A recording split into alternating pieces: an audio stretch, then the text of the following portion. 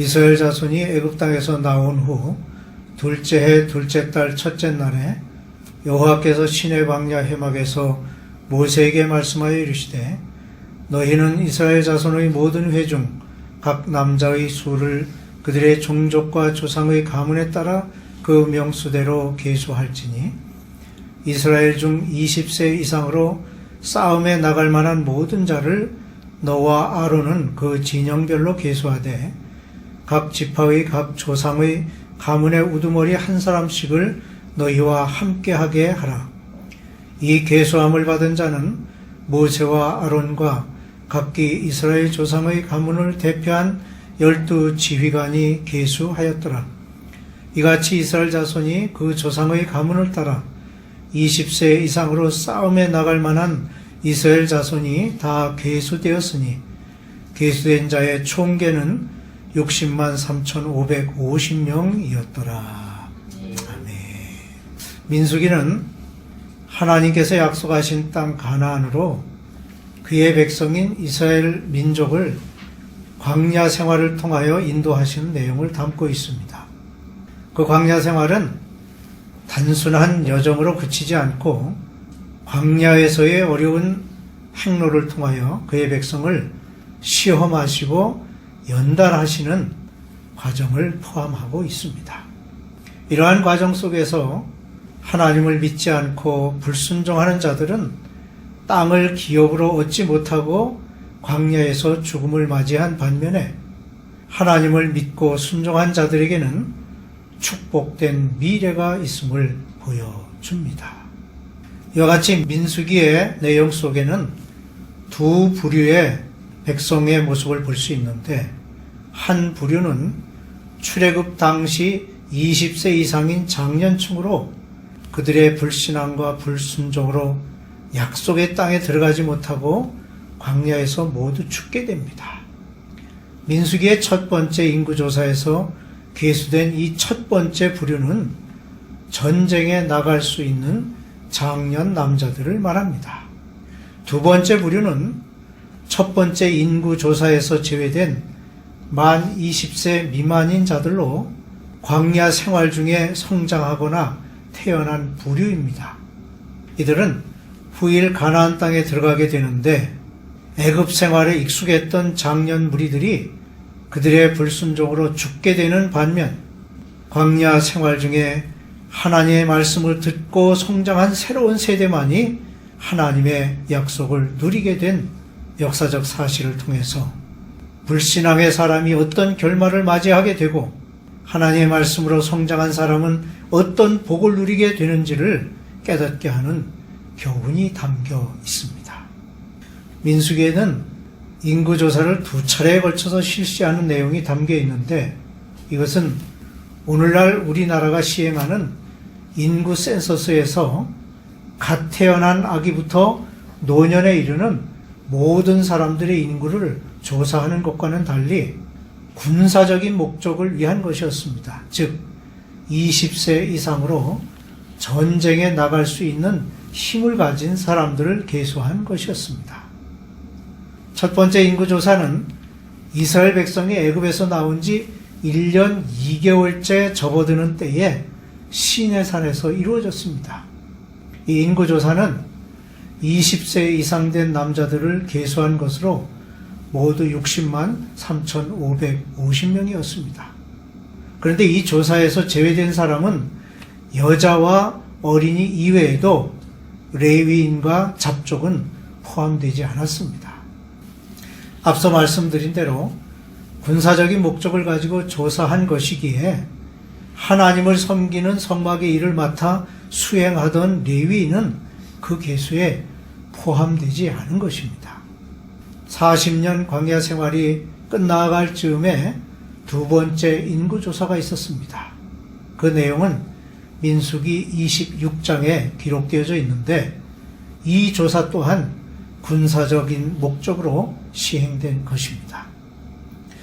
첫 번째 인구조사에서 계수된 각 지파별 인원은 르우벤 지파가 46,500명, 시므온 지파가 59,300명, 갓 지파가 45,650명, 유다 지파가 74,600명, 이사갈 지파가 54,400명, 스불론 지파가 57,400명, 에브라임 지파가 45,500명, 므낫세 지파가 32,200명, 베냐민 지파가 35,400명, 단 지파가 62,700명, 아셀 지파가 41,500명, 납달리 지파가 53,400명이었습니다. 그러면 인구조사를 하게 된 이유는 무엇입니까? 우선 하나님께서 아브라함과 맺었던 약속의 성취를 보여주기 위함이었습니다. 즉 창세기 15장 4, 5절에 그의 자손을 하늘의 뭇별과 같이 번성하게 하리라는 하나님의 약속이 이루어진 것을 보여준 것입니다. 장정만 60만이 된다는 것은 어림잡아 전체 인구를 250만 명으로 추산할 수 있습니다. 이것은 400년 전 아브라함의 가족 70명이 애굽에 정착했는데 불과 400년 만에 3만 배에 이르는 번성을 이룬 것입니다. 세계 역사상 이와 같은 예는 전무후무한 일입니다. 수천 년이 지난 지금도 이스라엘의 인구가 1,000만 명을 넘지 않는 것을 보면 이스라엘 백성이 민족을 이루어 가나안 땅에 들어간 것은 가히 기적이라 할 수 있고 하나님의 역사가 아닐 수 없습니다. 하나님께서는 가나안 땅을 기업으로 주시겠다는 약속을 이스라엘 백성이 믿도록 시시때때로 용기와 힘을 주셨습니다. 그것과 함께 그들의 인구가 방대한 숫자로 증가한 것을 보임으로써 약속하신 언약을 이루시는 하나님이시라고 하는 것을 확신시키고자 하신 것입니다. 그것이 인구 조사를 하도록 하신 것이고 그 결과를 나타내 보이신 것입니다. 다음으로 인구 조사의 이유는 하나님께서 사랑하시는 자기 백성에 대한 특별한 관심을 나타내 보이신 것입니다. 시편 저자는 시편 80편에서 하나님을 이스라엘의 목자라고 표현하였습니다. 목자는 언제나 양의 무리를 귀하게 여기고 거느리는 양을 헤아리고 보살핍니다. 이와 같이 하나님께서는 그의 양 무리를 계수하여 한 마리도 잃어버리지 않도록 보호하십니다. 마찬가지로 하나님은 자기 백성, 즉 오늘날 그리스도인들의 낙오됨을 원치 않으십니다. 또 하나의 일은 여러 구역으로 나누어 다스리게 하기 위함이었습니다. 계수한 이유 중에 하나는 그들이 행진할 때 질서정연하게 행진할 수 있도록 구역을 이루었던 것입니다. 어린아이를 포함한 250만의 무리를 이끈다는 것은 결코 쉬운 일이 아닙니다. 그리고 출애굽한 백성들은 한마디로 오합지졸이라 할 수 있습니다. 그 무리를 이끌기 위해서도 질서정연한 조직이 필요했습니다. 우리는 이 인구조사에서 두 가지 주제에 관심을 기울이게 됩니다. 하나는 전쟁이 없이 가나안 땅에 들어갈 수 없었는지와 또 하나는 인구조사에서 왜 이방인은 제외되어야 했냐는 것입니다. 먼저 이스라엘 백성은 의로운 싸움을 싸웠습니다. 우리는 히틀러라는 인물을 기억합니다. 그는 자기의 전쟁을 합법화하기 위해 유대인들을 무참히 학살했습니다. 그것으로 독일 민족을 규합하는 도구로 삼았습니다.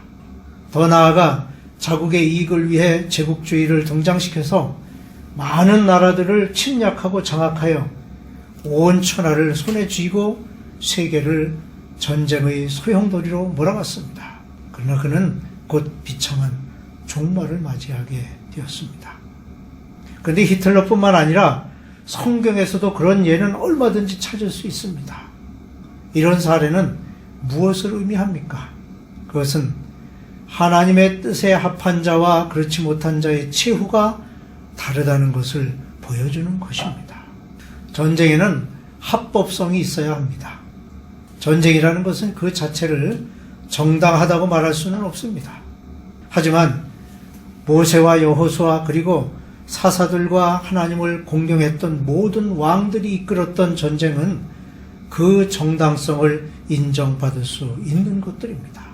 왜냐하면 그 전쟁은 의로우신 하나님이 직접 명령하시고 지휘하신 정의에 입각한 싸움이었기 때문입니다.